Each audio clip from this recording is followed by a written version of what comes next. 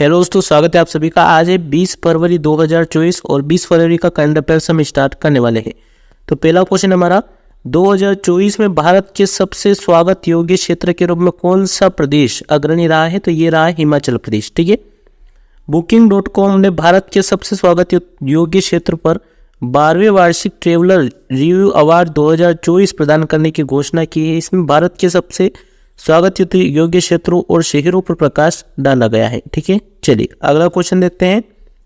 One मित्र योजना किस राज्य में शुरू की गई? ये की गई हरियाणा में। ठीक है, हरियाणा के मुख्यमंत्री मनोहर लाल खट्टर ने वन मित्र योजना और उससे जुड़े पोर्टल का उद्घाटन किया और इस योजना का प्रमुख उद्देश्य पर्यावरण संरक्षण करना है।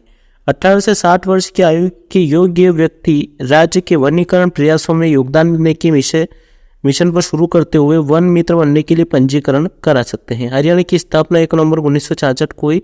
राजधानी चंडीगढ़ है और मनोहर लाल खट्टर साहब यहाँ के मुख्यमंत्री हैं। ठीक है, चलिए अगला क्वेश्चन है हमारा, हाल ही में वैश्विक जैव विविधता फ्रेमवर्क कोष की पहली बैठक कहाँ हुई है? ये हुई है वांशीगटन में। ठीक है, वैश्विक जैव विविधता फ्रेमवर्क कोष की पहली परिषद बैठक हाल ही में वांशीगटन डीसी संयुक्त राज्य अमेरिका में हुई और उद्देश्य इसका 2030 तक पृथ्वी की 30% भाग को सुरक्षित करना। ठीक है, चलिए आगे बढ़ते हैं। अगला क्वेश्चन हमारा, मिलन अभ्यास कहाँ आयोजित किया जाएगा? तो विशाखापट्टनम में किया जाएगा।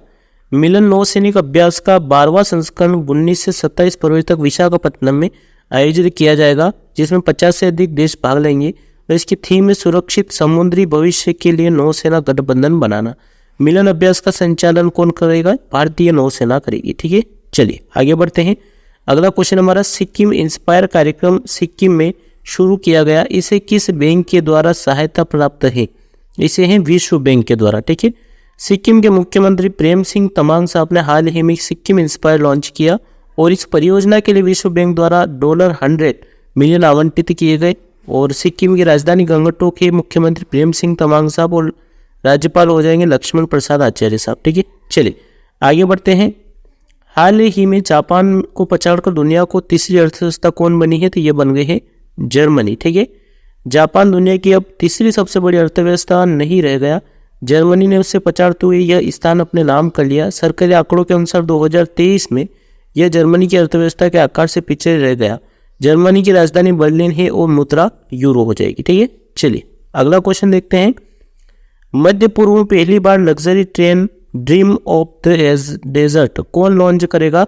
ये करेगा सऊदी अरब। ठीक है, ड्रीम ऑफ द डेजर्ट नाम की लग्जरी ट्रेन आर्सेनिक ग्रुप के सहयोग से सऊदी अरब रेलवे की एक परियोजना है। यह जॉर्डन के साथ उत्तरी सीमा के पास रिवाद से कुरैश तक लग्जरी ट्रेन कुत्र पात्रा की पेशकश करेगा। ठीक है, चलिए आगे बढ़ते हैं। अगला क्वेश्चन हमारा, रविचंद्र अश्विनी से पहले टेस्ट इतिहास में 500 विकेट लेने वाला एकमात्र भारतीय क्रिकेटर कौन है? यह है अनिल कुंबले। रविचंद्र अश्विनी ने 16 फरवरी 2024 को राजकोट के निरंजन शाह स्टेडियम में इंग्लैंड के खिलाफ तीसरे टेस्ट मैच में अपना 500वां टेस्ट विकेट हासिल किया। ठीक है, चलिए अगला क्वेश्चन हमारा, हाल ही में किस देश ने समलैंगिक विवाह को वैध घोषित किया है? तो यह किया गया ग्रीस के द्वारा।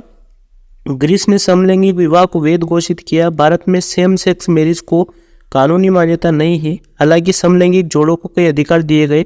ग्रीस की राजधानी एथेंस है और मुद्रा यूरो है। ठीक है, चलिए आगे बढ़ते हैं।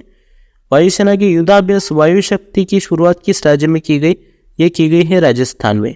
17 फरवरी को भारत पाकिस्तान बॉर्डर से सटे पोखरण फायरिंग रेंज में वायुसेना की युद्धाभ्यास वायु शक्ति का आयोजन किया गया है। ठीक है दोस्तों, मिलते हैं नेक्स्ट वीडियो को लाइक करके चैनल को सब्सक्राइब जरूर कर लीजिएगा। ठीक है, thank you, all the best.